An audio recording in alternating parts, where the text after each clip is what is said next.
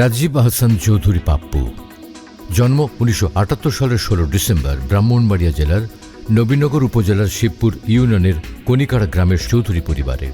বাবা প্রয়াত শিক্ষা অফিসার কেনু মিয়া চৌধুরী এবং মাতা অবসরপ্রাপ্ত সরকারি প্রাথমিক শিক্ষিকা হোসনে আরা বেগম। শৈশবেই বাবাকে হারানোর সংগ্রামী এই মানুষটি চট্টগ্রাম বিশ্ববিদ্যালয়ের সমাজতত্ত্ব বিভাগ থেকে স্নাতক সম্মান ও স্নাতকোত্তর কৃতিত্বের সাথে সম্পন্ন করে জাতীয় বিশ্ববিদ্যালয়ের অধীনে বাংলাদেশ ল কলেজ থেকে এলএলবি ডিগ্রি অর্জন করেন। বর্তমানে তিনি ঢাকা বিশ্ববিদ্যালয়ের সমাজবিজ্ঞান বিভাগের এমফিল শেষ পর্বের গবেষক। উল্লেখ্য, ছাত্রদলের সাবেক নেতা হওয়ার কারণে পতিত আওয়ামী সরকারের আজ্ঞাবহ ঢাকা বিশ্ববিদ্যালয় কর্তৃপক্ষ অন্যায়ভাবে তার 10 বছরের শিক্ষাজীবন কেড়ে নেয়।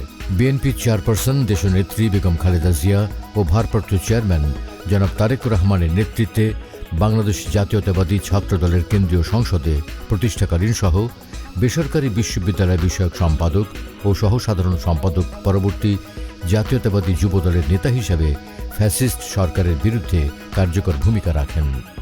এরই সঙ্গে ব্রাহ্মণবাড়িয়া জেলা বিএনপির আহ্বায়ক কমিটির সদস্য হিসাবে নিষ্ঠার সঙ্গে দায়িত্ব পালন করেন। বরেণ্য সাংবাদিক শফিক রেহমান সম্পাদিত ও প্রকাশিত দৈনিক জায়জা দিনের চিফ অপারেটিং অফিসার হিসেবে দায়িত্ব পালন করার পাশাপাশি বিভিন্ন প্রতিষ্ঠানের আইনি উপদেষ্টা হিসেবে কাজ করছেন। 2018 সালের 8 ফেব্রুয়ারি গণতন্ত্রের মাতা দেশনেত্রী বেগম খালেদা জিয়াকে অন্যায়ভাবে আটক করা হলে ঢাকার জাতীয় প্রেস ক্লাবের সামনে বিক্ষোভ মিছিল করেন এবং ওই দিনই ঢাকা জজকোর্ট প্রাঙ্গণে বিক্ষোভ মিছিল করে বাকশালী বিচারক আখতারুজ্জামানের কুশপুত্তলিকা দাহ করেন। দেশনেত্রী বেগম খালেদা জিয়ার মুক্তির দাবিতে 9 ফেব্রুয়ারি 2018 সালে ঢাকা বিশ্ববিদ্যালয় এলাকায় সর্বপ্রথম বিক্ষোভ মিছিল করেন। পরবর্তীতে বিএনপি ঘোষিত সকল কর্মসূচিতে অংশগ্রহণমূলক সক্রিয় ভূমিকা রাখেন। ব্রাহ্মণবাড়িয়া 5 নবীনগরে সর্বপ্রথম দেশনেত্রী বেগম খালেদা জিয়ার মুক্তির দাবিতে বিক্ষোভ মিছিল, লিফলেট বিতরণ ও বিভিন্ন পথসভায় নেতৃত্ব দেন।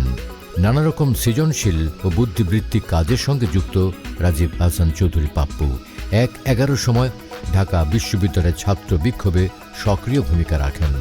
2018 সালের 17 ফেব্রুয়ারি প্রকাশ করেন দেশমাতা বেগম খালেদা জিয়ার মুক্তির গানের ভিডিও।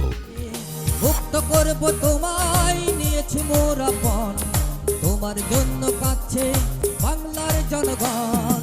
দেশ বরেণ্য ক্রীড়া সংগঠক আরাফাত রহমান কোকো স্মরণে গানের ভিডিও প্রকাশ করেন 2015 সালের 15 ফেব্রুয়ারি। 18 জুলাই 2024 নিজের লেখা গানের ভিডিও প্রকাশ করে ছাত্র জনতার আন্দোলনকে বেগবান করেন। আজকে বিএনপি দেশ বাঁচানোর সমাবেশে যে জনস্রোত হচ্ছে, সে জনস্রোত হচ্ছে আল্লাহ প্রদত্ত শক্তি। এই শক্তির মাধ্যমে মাফিয়া সরকারের পতন হবে। শহীদ রাষ্ট্রপতি জিয়াউর রহমান স্মরণে হৃদয়ের প্রশ্নমালা নামে বিশেষ পুস্তিকা প্রকাশ করেন। বিএনপির ভারপ্রাপ্ত চেয়ারম্যান তারেক রহমানের নির্দেশনায় করোনা মহামারীতে ব্রাহ্মণবাড়িয়া 5 নবীনগরে বিপদগ্রস্ত, এতিম, অসহায় ও শ্রমজীবী মানুষের পাশে দাঁড়ান। সাবেক কেন্দ্রীয় ছাত্র নেতা রাজীব আহসান চৌধুরী পাপ্পু ভাইয়ের উদ্যোগে এই ভালোবাসার ত্রাণ আয়াল্লাহ ভালোবাসার খাদ্য সামগ্রীর ব্যবস্থা করেছে। এইভাবে আয়াল্লাহ দূর দিনে মানুষের পাশে আসা যারা দাঁড়ায় তারাই হলো প্রকৃত জনদরদী। স্বৈরাচারী হাসিনা সরকারের পতন আন্দোলনের অংশ হিসেবে রোড মার্চ, সমাবেশ ও বিক্ষোভ মিছিলে তিনি ছিলেন সামনের সারির একজন সংগ্রামী নেতা।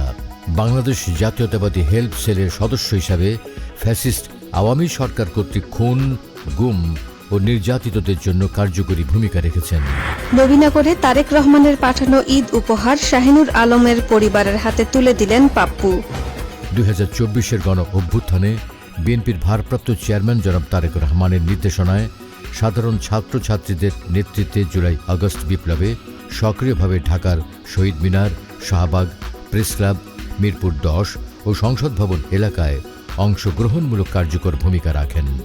ব্রাহ্মণবাড়িয়া 5 নবীনগরের সর্বত্র ভিশন 2030 রাষ্ট্রকাঠামো মেরামতের 31 দফা সম্বলিত লিফলেট বিতরণে অগ্রণী ভূমিকা রাখেন।